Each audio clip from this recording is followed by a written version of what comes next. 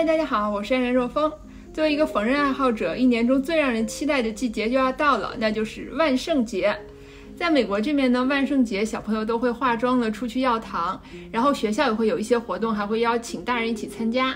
所以平常有很多想做但是觉得没有机会穿，所以一直没有做的衣服呢，都可以趁这个时候来做。我呢，因为特别喜欢做公主裙，所以一直想让我女儿当一个公主，但是我女儿死活不愿意。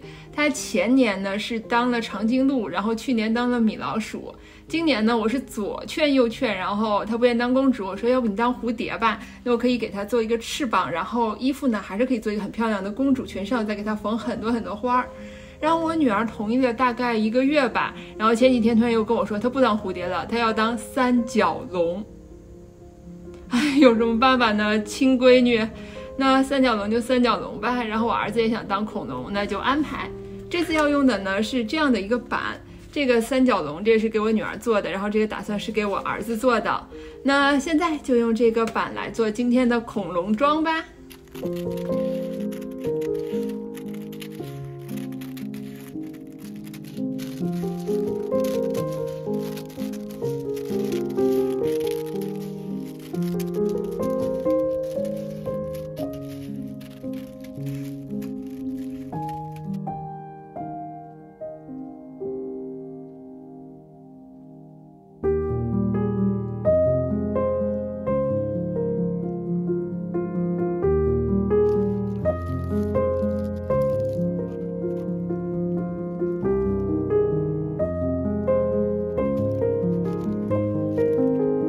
3 days later， 总算是把布都裁好了。那裁布呢，比我预期多花了很久，主要呢是因为这个板里头类似这样子的小 piece 实在是太多了，所以就裁的过程中老是找不到，哎，那片去哪儿了，那片去哪儿了。然后我的小朋友有时候还会跑到我这边来画画做手工什么的，就给我弄到更乱啊。现在总算是把这些布基本都裁好了，那接下来呢就可以缝了。这次要用的布料呢是这种，它叫 fleece， 我不知道它的中文是什么。这个布料呢，就是它是不会脱线的，所以理论上呢，你是可以不需要用包边机的。但是呢，这种布料其实用缝纫机是比较难缝的。在网上你可以找到好多教你缝这种布料的教程，包括专门的线、专门的针、专门的压脚等等等等。但是我的经验呢，其实你把所有东西都准备对了，你还是得看人品。所以今天呢，我打算尽量多用包边机，尽量少用缝纫机。那现在就开始缝吧。首先呢，把2个前片布料正面对在一起，然后把前中线缝起来，之后在上半部分加上拉锁。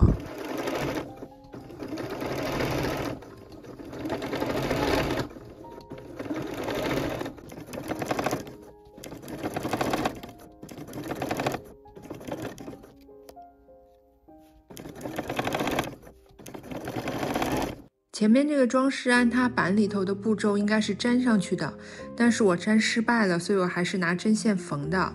那接下来呢，就把袖子跟前片先缝在一起，在后片的弧形上用缝纫机压线，防止变形，然后把另一个后片跟它布料正面对在一起，之后把后中线缝起来。我缝好了这个尾巴，怎么样？是不是很可爱？那接下来呢，就可以把这个尾巴缝在后片留的那个洞上了。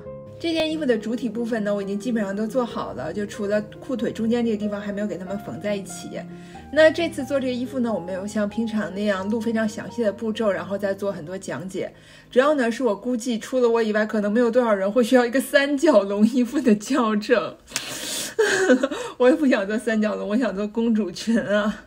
那这个视频呢，我就打算把它做成一个比较放松的这种记录性的视频吧。那现在接着来做这件三角龙的衣服。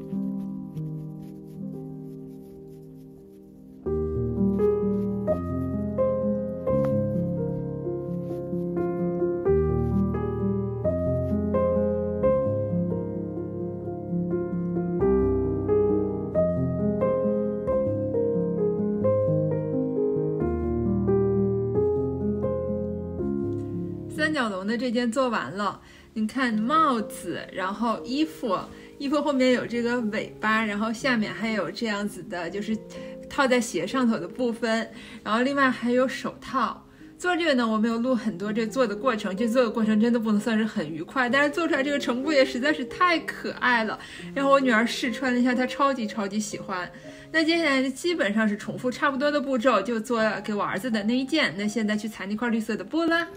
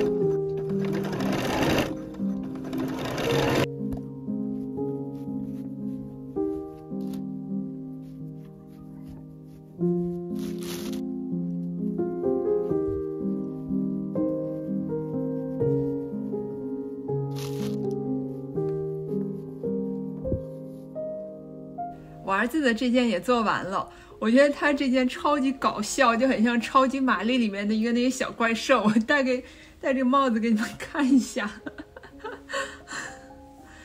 那这次这2个恐龙装就都做完了。那这次的衣服怎么说呢？就是不管它做的过程怎么样哈，最后做出来成果会让觉得之前所有的努力全部都是值得的。那接下来呢，就等小朋友放学回来，让他们换上衣服，然后来拍一下今天最后的成品展示。